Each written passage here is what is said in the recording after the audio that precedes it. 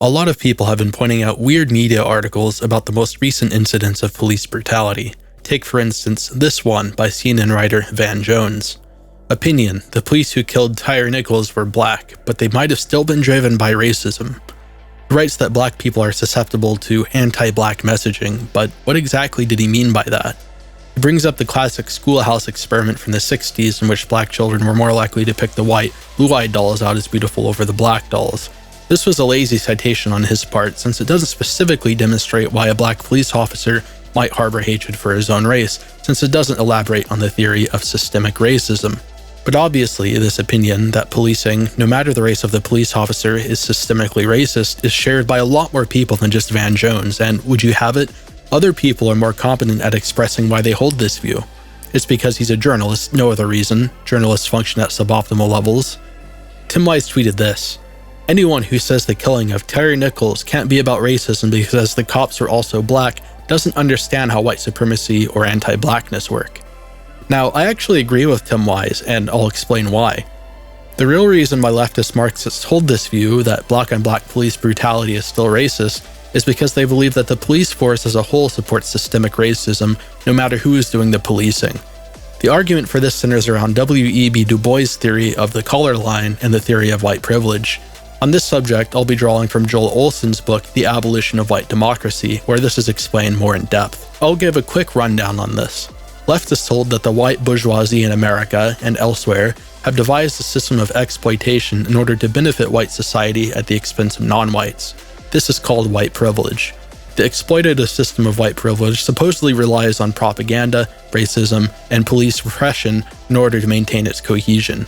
It operates on poor whites, all blacks, and the proletariat in general. If it's so bad, you ask, why wouldn't people rise up against it? Well, leftists believe that the system of white privilege employs a neat trick to keep people from rebelling: the color line. Leftists hold that the color line, by drawing racial distinctions and then forcing division between blacks and whites, prevents them from uniting together against the system of white privilege. Poor whites, even though they are supposedly exploited by the system, are fed just enough privilege in order to instill in them a sense of superiority over blacks, which reinforces the racism further. But here's where it gets really weird. There's a phenomenon leftists point out in which blacks will try to act more white, which is basically, as the left sees it, an attempt to join themselves to the system of white privilege, being at once oppressor and oppressed.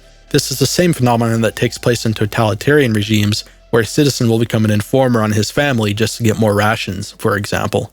Fundamentally, the person is still oppressed, but by helping out the oppressor, he gets a consolation prize. Now we come to the main subject of the video. How can those black police officers who beat up a black guy be racist? As you're already well aware, the postmodern morality views racism as a construct, power plus privilege. The police force, aligned with power, is generally considered to be a bourgeois institution, and moreover, a white institution, essential for propping up the system of white privilege through the discipline and brutal repression of minorities. Blacks who join are essentially attempting to become more white. They take on an implicit whiteness by joining themselves to the system as enforcers, therefore sloughing off some degree of blackness. To put it parsimoniously, black police officers are race traitors. By brutalizing the supposedly oppressed black population, they end up fulfilling the postmodern definition of racism.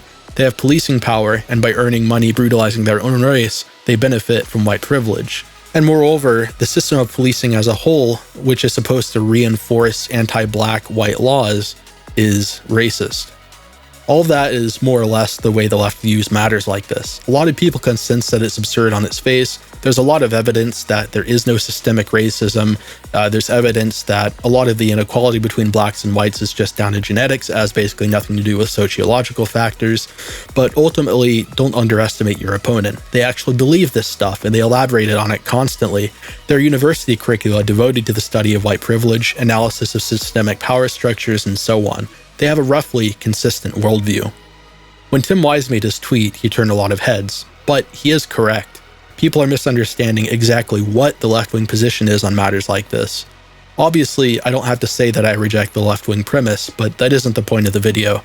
I just wanted to add a few brain cells into this conversation and direct people on the right toward what they should really be critiquing.